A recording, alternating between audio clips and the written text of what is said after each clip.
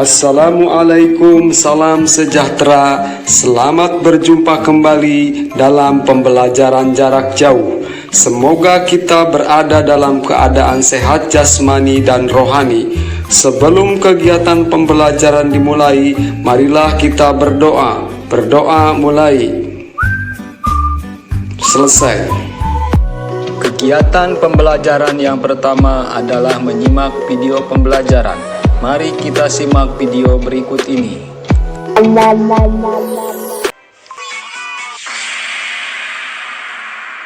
Perhatikan berbagai tumbuhan di sekitarmu. Apa manfaat tumbuhan bagi kehidupan? Yuk kita cari tahu. Sekarang ayo kita berdiskusi. Amatilah gambar berikut.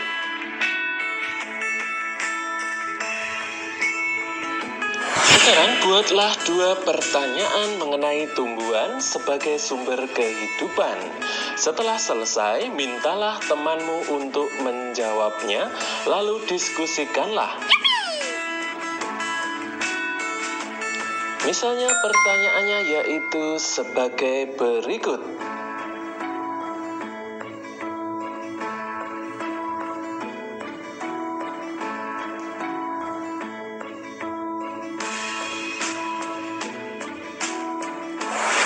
Ternyata tumbuhan dimanfaatkan oleh manusia dan hewan sebagai bahan makanan. Jadi tumbuhan merupakan sumber kehidupan bagi semua makhluk hidup. Setelah mengetahui manfaat tumbuhan bagi kehidupan, Edo ingin belajar lebih jauh mengenai perkembangbiakan tumbuhan. Cermati kisah Edo berikut ini. Liburan sekolah telah tiba. Edo mengunjungi pamannya di desa. Dia seorang petani jagung. Edo datang ke rumah pamannya tidak untuk berlibur saja. Edo juga ingin belajar.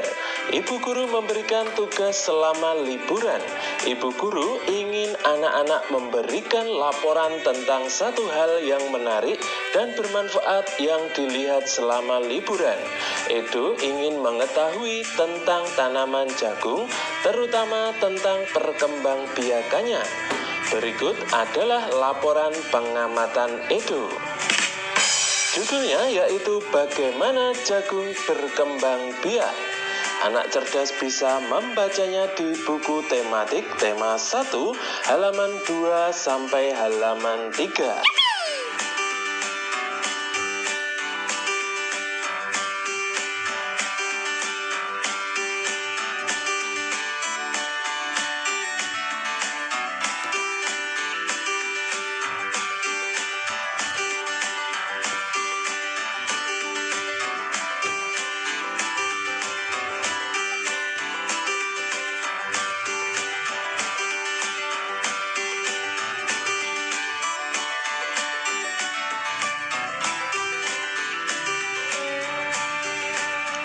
Edo senang sekali, ia menikmati tinggal di lingkungan yang berbeda.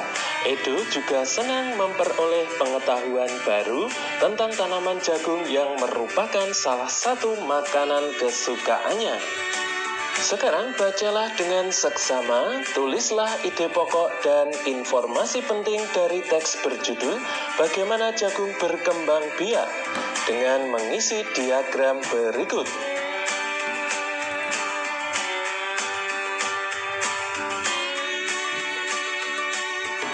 Setelah selesai, kamu bisa mencocokkan hasilnya dengan jawaban berikut ini.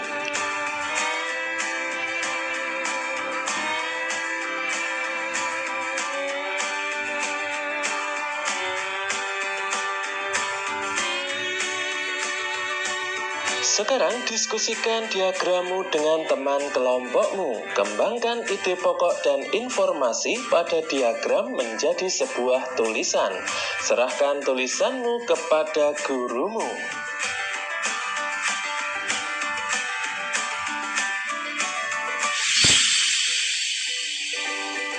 Salah satu contoh tumbuhan yang berkembang biak dengan bunga adalah tumbuhan jagung. Tepung sari pada bunga jagung akan terbang terbawa angin ketika angin bertiup. Tepung sari yang terbawa angin sebagian akan jatuh di kepala putih yang terletak di bagian bawah bunga pada pohon jagung yang lain. Ketika itulah terjadi pembuahan. Perkembangbiakan ini dinamakan perkembangbiakan generatif. Tahukah kamu bagaimana proses perkembangbiakan generatif? Amatilah gambar bagian-bagian bunga berikut ini.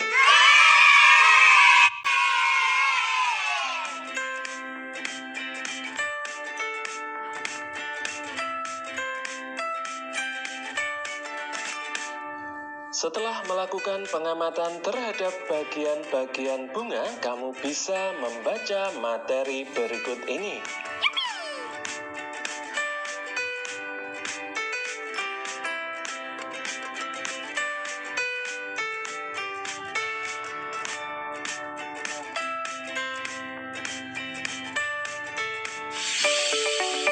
Sekarang amatilah lingkungan di sekitarmu. Temukan satu jenis tumbuhan yang sedang berbunga. Gambarkan bagian-bagian bunga dan tuliskan cara penyerbukannya pada kolom berikut ini.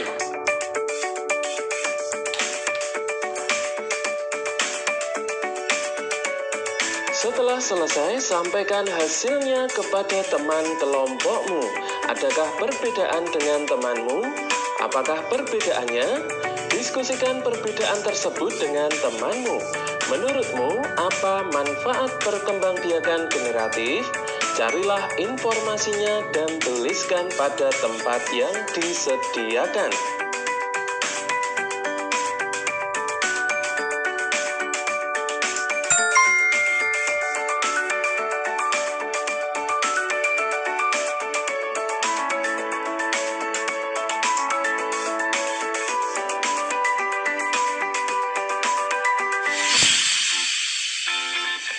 Coba bayangkan seandainya tumbuhan tidak berkembang biak, apa yang akan terjadi?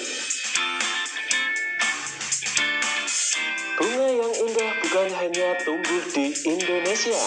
Negara-negara lain seperti negara tetangga pun memiliki bunga yang cantik. Karena kondisi geografis yang hampir sama, bunga yang tumbuh tidak jauh berbeda jenisnya. Perhatikan jenis-jenis bunga yang tumbuh di negara-negara tetangga. Bunga kembang sepatu tumbuh di Indonesia dan Malaysia. Bunga ini dapat digunakan sebagai pewarna. Di Malaysia, bunga kembang sepatu dinamakan bunga raya, merupakan bunga nasional. Perhatikan bunga Kamboja pada gambar di samping. Bunga ini sering digunakan dalam perlengkapan tari di Bali. Dor campa atau bunga Kamboja dapat ditemukan di Indonesia dan Laos. Di negara tersebut, bunga ini digunakan untuk dekorasi upacara keagamaan dan penyambutan tamu. Malaysia, Laos, dan Indonesia hidup berdampingan. Meskipun berbeda negara, namun ketiganya memiliki persamaan dalam kehidupan sosial dan budaya.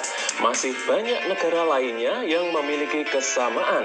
Oleh sebab itu, mereka menggabungkan diri dalam suatu organisasi yang bernama ASEAN, yaitu Persatuan Negara-Negara Se-Asia Tenggara. Berikut adalah ke-10 negara ASEAN.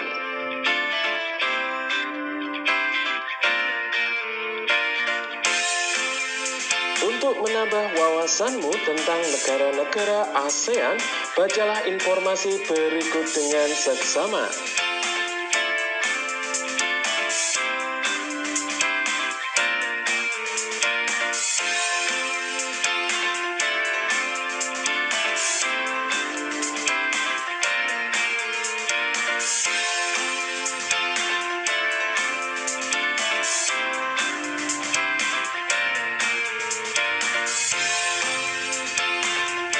Masyarakat negara-negara ASEAN memiliki kehidupan sosial budaya yang unik. Kamu dapat mempelajarinya dengan membaca teks berikut. Judul bacaannya yaitu Kehidupan Sosial Budaya Masyarakat ASEAN.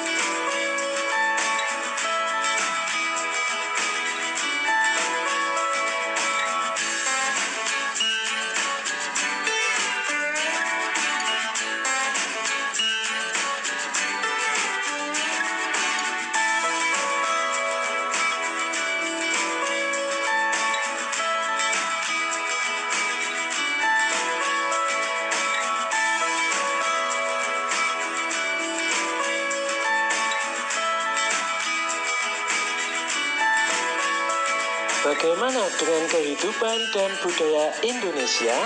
Diskusikanlah budaya dan kehidupan sosial masyarakat Indonesia dengan temanmu. Kamu dapat menemukan tambahan informasi melalui gurumu atau buku bacaan di perpustakaan.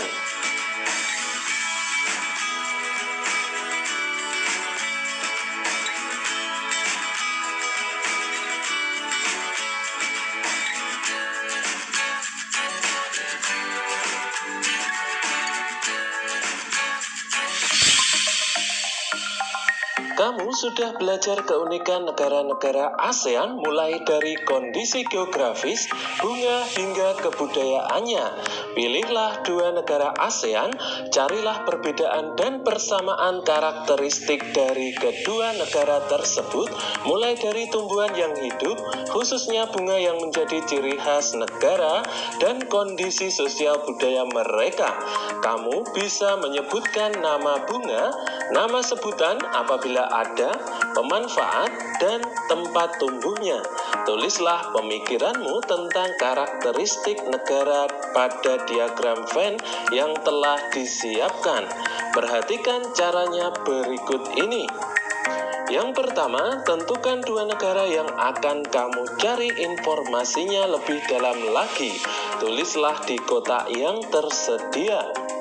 Yang kedua, tulis masing-masing karakteristiknya di lingkaran sesuai dengan negaranya. Yang ketiga, di tengah lingkaran, kamu dapat menuliskan persamaan karakteristik yang dimiliki oleh kedua negara.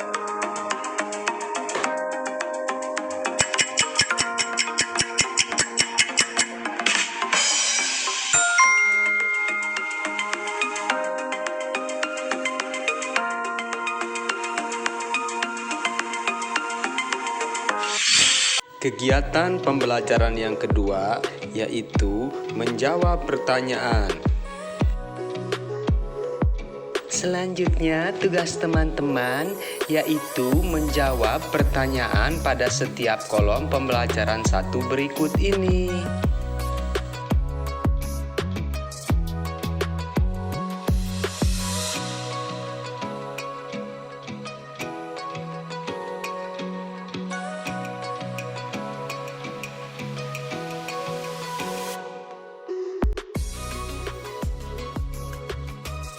Selamat belajar dan tetap semangat. Terima kasih.